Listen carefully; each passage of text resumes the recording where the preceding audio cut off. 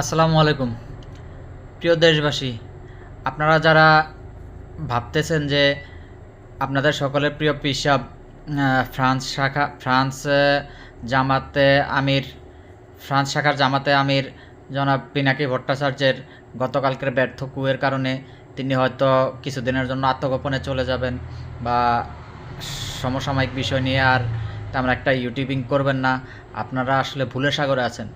ইনি সেই 3 ইঞ্চি ভট্টাচার্য যার একেবারে 3 ইঞ্চি ভাইরাল হওয়ার পরও যার শরীরের একটি অঙ্গ প্রত্যঙ্গ গোপন অঙ্গ 3 ইঞ্চি, মাত্র 3 ইঞ্চি, এই 3 ইঞ্চি গোপনাঙ্গ ভাইরাল হওয়ার পরও যে ব্যক্তি ভিডিওর সামনে এসে কথা বলতে পারে, সে যে এই ছোটোখাটো একটা মানে ব্যর্থতার কারণে সে লজ্জা পাবে বা আড়ালে চলে যাবে, এমনটা ভাবাটা একেবারেই বোকামি হবে।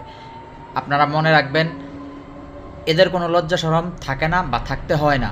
এদের লজ্জা শরম থাকলে এরা মুনাফিকি করতো না, জনগণের সাথে প্রতারণা করতো না, সার্বভৌমত্বের সাথে বেমানি করতো না। এরা সব কিছু পারে, মানে এরা পারে না এমন কিছু নাই, শুধুমাত্র এদের প্রয়োজন টাকা। এরা টাকার কাছে মানে নিজের টুপকিটাও বেছে দিতে পারবে। নিজের টুপকি এদের মানে একেবারেই মামুলি ব্যাপার স্যাপার। এরা যেই কোনো মুহূর্তে যেই কোনো কারো কাছে নিজের টুপকি বেছে দিতে পারবে শুধুমাত্র টাকার বিনিময়ে। ওদের চাই শুধু টাকা, টাকা ছাড়া ওদের জীবনের কোনো উদ্দেশ্য নাই, জীবনের কোনো লক্ষ্য নাই। যদি জীবনের কোনো লক্ষ্য থাকতো তাহলে সে নিজেকে এত এত বড় বিজ্ঞ অবস্থানে মানে নিজেকে জাহির করতে চায় যে বাংলাদেশের শ্রেষ্ঠ জ্ঞানী শ্রেষ্ঠ গুণী একমাত্র এই আপনাদের প্রিয় 3 ইঞ্চি ভট্টাচার্য।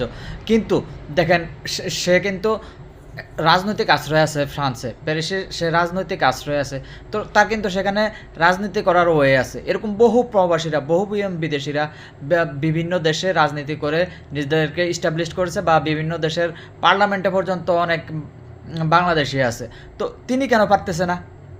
তাকে ফরাসিরা পাত্তা দেয় না, গুনায় ধরে না, এই কারণেই তিনি পারতেছেন না। তিনি যদি এতই বিজ্ঞ হতেন, তিনি যদি এতই গুণী হতেন, বিজ্ঞদের তো কোনো দেশ থাকতে পারে না, গুণীদের তো কোনো দেশ থাকতে পারে না। তারা বিশ্বের মানে জ্ঞানী গুণী ব্যক্তি থাকে, মানে সারা বিশ্বেই তাদের কদর থাকে। দেখেন যেমন প্রফেসর ডক্টর মোহাম্মদ ইউনূস, তার কিন্তু সারা বিশ্বব্যাপী তার একটা কদর আছে। তো পিনাকি যেহেতু এত একজন মহাজ্ঞানী মানুষ, তার শুধুমাত্র বাংলাদেশেই কেন তার কদর থাকে? সে বহির্বিশ্বে কেন তার মানে কদর নেই? বহির্বিশ্বে কেন তার পরিচিতি নেই? শুধুমাত্র বাঙালিদের কাছে আবেগ বিক্রি করতে পারে। বাঙালিদের কাছে আবেগ বিক্রি করার মূল রিজন হলো কি? ধর্ম এবং জাতীয়তাবাদ। আপনি যদি কখনো মানে সমস্যায় পড়ে যান, তখন